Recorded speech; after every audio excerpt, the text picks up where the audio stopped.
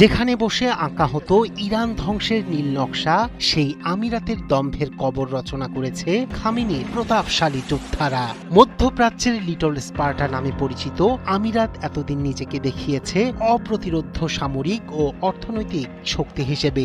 বন্দর, প্রক্সি যুদ্ধ, বিলিয়ন ডলারের বিনিয়োগ আর পরাশক্তিদের সঙ্গে ঘনিষ্ঠ সম্পর্কের আড়ালে আবুধাবি তৈরি করেছিল শক্তির এক চকচকে মুখোশ। কিন্তু ইরানের একের পর এক হামলায় সেই মুখোশ এখন ভেঙে পড়েছে প্রকাশ্যে। মিত্ররা পাশে দাঁড়ায়নি, আন্তর্জাতিক জোটও কাজে আসেনি। প্রশ্ন উঠছে, মধ্যপ্রাচ্যের এই লিটল স্পার্টা কি আসলে কাগজে বাঘ ছিল? তা নিয়ে চাঞ্চল্যকর প্রতিবেদন প্রকাশ করেছে মিডল ইস্ট আই।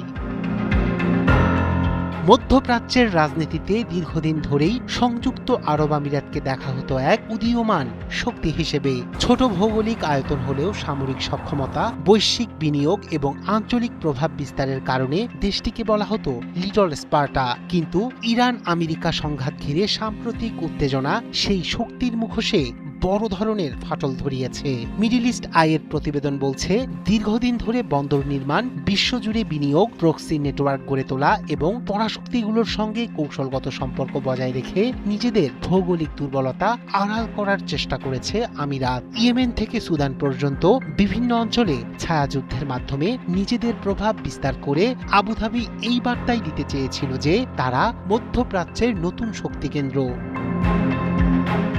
কিন্তু গত কয়েক মাসে ইরানের ধারাবাহিক হামলায় আমিরাতের গুরুত্বপূর্ণ অবকাঠামো ক্ষতিগ্রস্ত হওয়ার পর ধাক্কা লাগে সেই আত্মবিশ্বাসে। বিশ্লেষকরা বলছেন, এতদিন অর্থনৈতিক শক্তি ও কূটনৈতিক সম্পর্কের উপর ভর করে নিরাপত্তার যে ধারণা আমিরাত তৈরি করেছিল, বাস্তবে তা খুবই ভঙ্গুর। এই সংকট আরও স্পষ্ট হয়ে ওঠে আমিরাতের প্রেসিডেন্টের উপদেষ্টা আনোয়ার গার্গাসের বক্তব্যে। সামাজিক যোগাযোগ মাধ্যম এক্সে তিনি ক্ষোভ প্রকাশ করে বলেন, দীর্ঘদিনের মিত্ররা সংকটের সময় পাশে দাঁড়ানোর বদলে মধ্যস্থতাকারীর ভূমিকায় নেমেছে। অর্থাৎ ইরানের বিরুদ্ধে আঞ্চলিক জোট গঠনের চেষ্টা কার্যত ব্যর্থ হয়েছে। ওয়াশিংটনে নিযুক্ত আমিরাতের রাষ্ট্রদূত ইউসুফ আল ওতাইবা হরমুজ প্রণালী খোলা রাখতে আন্তর্জাতিক সামরিক অভিযানের আহ্বান জানালেও বাস্তবতা ভিন্ন। যুক্তরাষ্ট্র কেবল মৌখিক সমর্থন দিয়েছে, চীন উদ্বেগ প্রকাশ করেই সীমাবদ্ধ থেকেছে, আর রাশিয়াও কোনো সামরিক সহায়তায় এগিয়ে আসেনি। ফলে আবুধাবি বুঝতে পারছে, অর্থ লবিং এবং আন্তর্জাতিক সম্পর্ক সবসময় নিরাপত্তা নিশ্চিত করতে পারে না। বিশ্লেষকদের মতে, বিশ্ব বাণিজ্য ও বৈশ্বিক বিনিয়োগের গুরুত্বপূর্ণ কেন্দ্র হওয়ায় আমিরাত এখন ইরানের সহজ টার্গেটে পরিণত হয়েছে।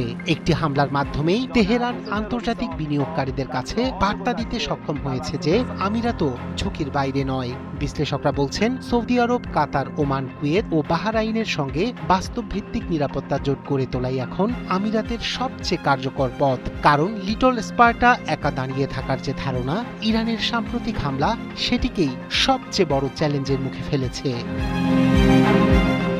রায়হান কবির শুভ্র, ৭১।